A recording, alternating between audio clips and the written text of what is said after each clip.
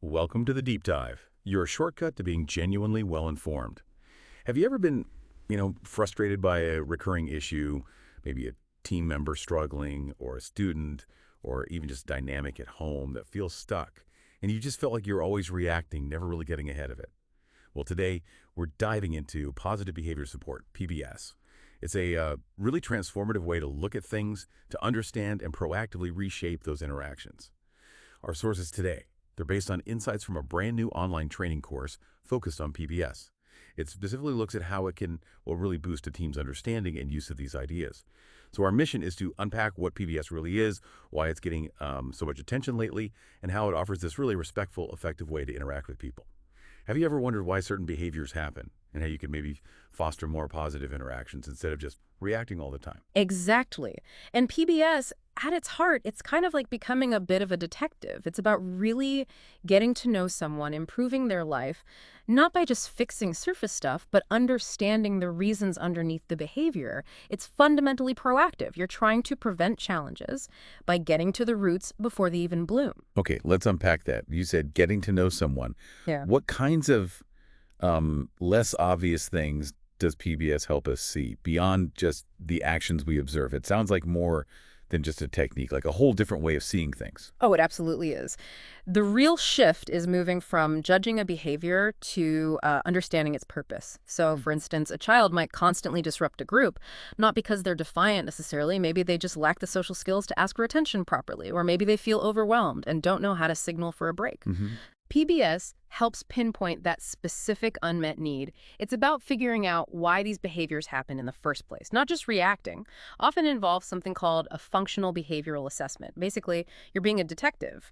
What function does this behavior serve? Is it getting attention, escaping a task, getting something they want? It's all geared towards setting people up for success and always focusing on respect and, human dignity. That proactive approach sounds great, ideal even. But, in busy environments, reacting is almost second nature. What are some of the biggest sort of practical hurdles to adopting this mindset? Yeah. And how does PBS help get past them? Because that difference between reactive solutions and proactive measures feel like a really big shift. That's a really important question, yeah. The biggest hurdle is often just habit. We're kind of wired to respond to what's right in front of us, the immediate thing. PDS helps overcome this because it gives you a structure, a framework for observation, for analysis. It trains you to actually pause, maybe collect some data, look for patterns, instead of just jumping to conclusions. Okay, so it gives you tools. Exactly. Tools to replace those ingrained reactive habits with something more informed, more strategic, proactive. It helps you cultivate an environment where success is like the default setting, rather than constantly putting out fires after they've started.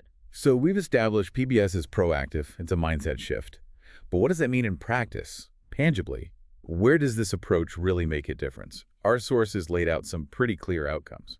Yeah, what's interesting is how comprehensive it is. It really aims to make a difference in 5 core areas. First, it helps us truly understand behaviors. And like we discussed, the why can often be surprising, not what you'd first guess. Right. It's about peeling back layers, finding those unmet needs or triggers. Second, it's about planning ahead. And this isn't just, hoping for the best. It means learning how to create specific strategies that actually prevent challenging behaviors by addressing those needs before things escalate. Okay, so understanding, then planning. What else? Third, PBS focuses on building new skills. And this is incredibly empowering, giving individuals tools to communicate, to engage in new, more effective ways. Like teaching someone a better way to show they're frustrated instead of having an outburst. That can make a huge difference. Makes sense. Fourth, the big one, boosting quality of life. That's really the ultimate goal, isn't it? Creating environments where everyone can genuinely thrive, reach their potential, feel like they belong. And finally, a really crucial commitment, avoiding restrictive practices. This means supporting people humanely, respecting their autonomy, their independence, never using punitive or, frankly, degrading measures.